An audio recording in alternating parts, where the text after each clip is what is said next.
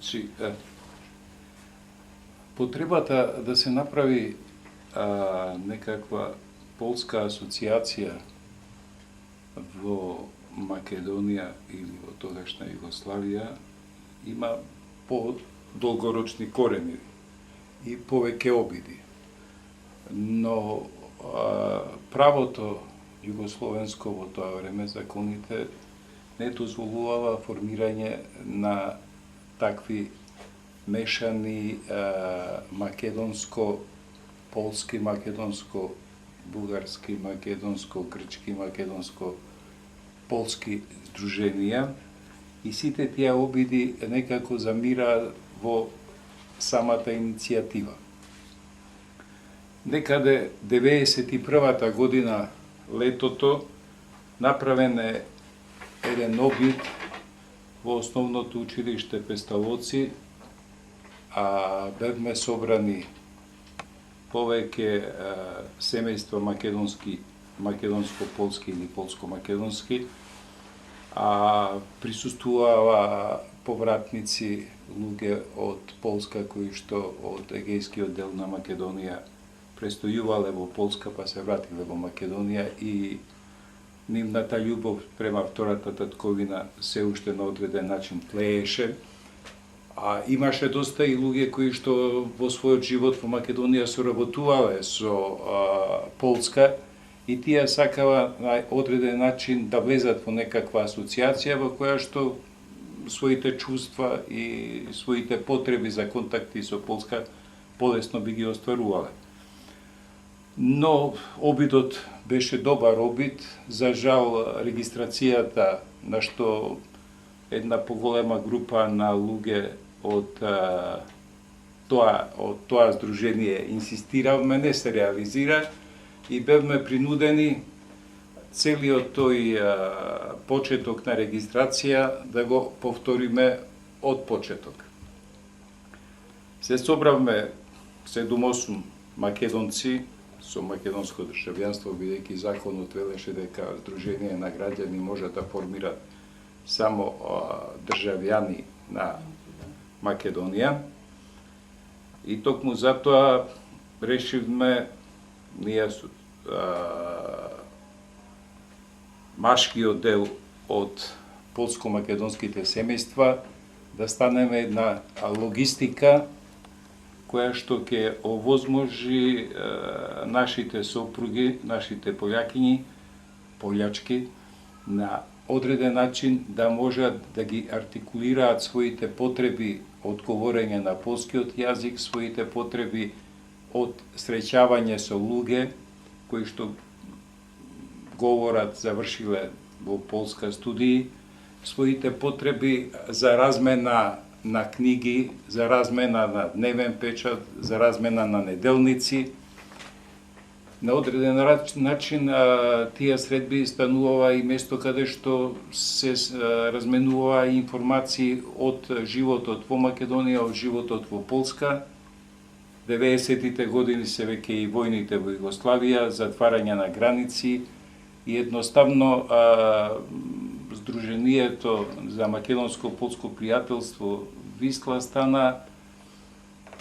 место каде што се случуваа многу настани кои што и пољаците и македонците не отргнуваа од она секојдневие што се случуваше во Југославија. Професорот Доневски рече во тоа време, може би денес ќе прозвучи малку и несфатливо, но едноставно кога се затвори границата кон Србија, кога се затвори границата кон Грција, едноставно луѓето, пољаците не можева да отидат во Полска. Требаше да се оди со автобус до Софија, па потоа со авион да се лета во Полска, но не секој во тоа време можеше да си дозволи такви пари да одели за 3-4 члена од семејството, туку се пушташе еден човек да отиде, најчесто сопругите да отидат да ја видат Полска и да се вратат назад. Понатаму се смени законот за Сдружение на граѓани и фондации, а донесен е еден малку полиберален закон во кој што можеше, законот дозволуваше и чисто етнички здруженија и етнички фондации да се формираат и можеше полските граѓани во Македонија и да одберат и таква опција, но на едно од собранијата, годишните собранија, членовите на Висла се одлучува дека не сакат да прават гетоизација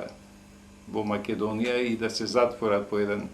круг на полски граѓани, туку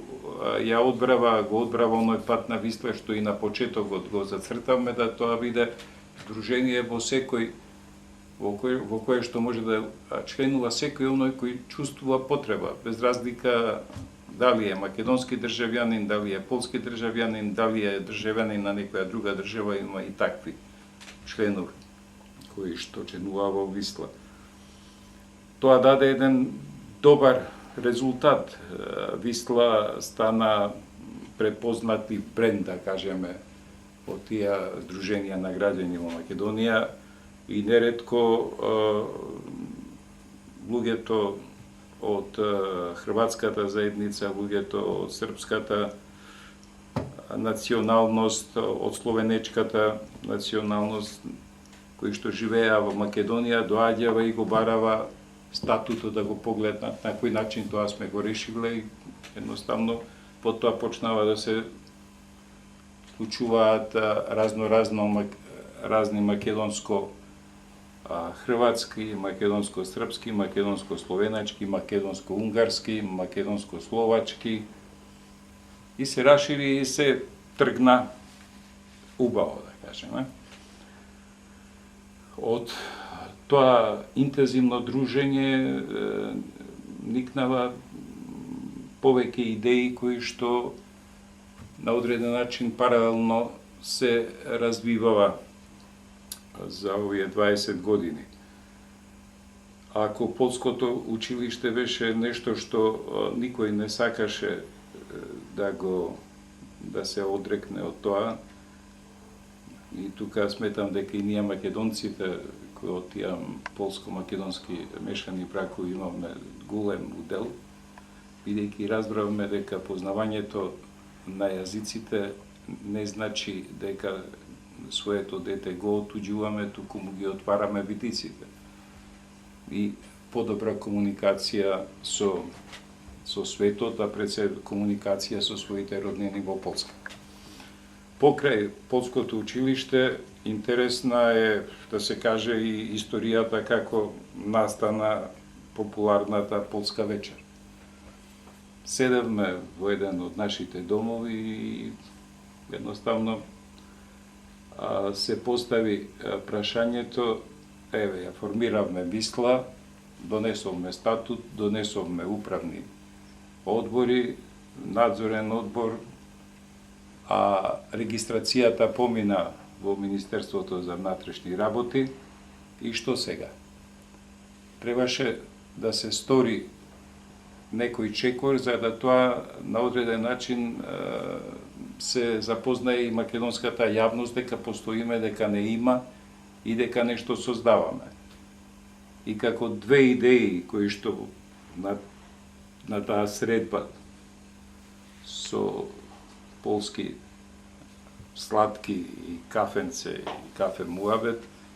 некоја чашка водка, се зароди идејата дека треба да се направи денови на полска култура во Македонија, со тоа што тоа да не биде само во Скопје, туку такви случувања да се одвиваат во повеќе градови во Македонија и согласно на она сознание што го имавме како податоци, како статистика, каде има такви мешани македонски и полски бракови, падна одлуката да покрај Скопје денови на македонска култура се одвиваат во Битола, во Тетово, Прилеп и Струмица.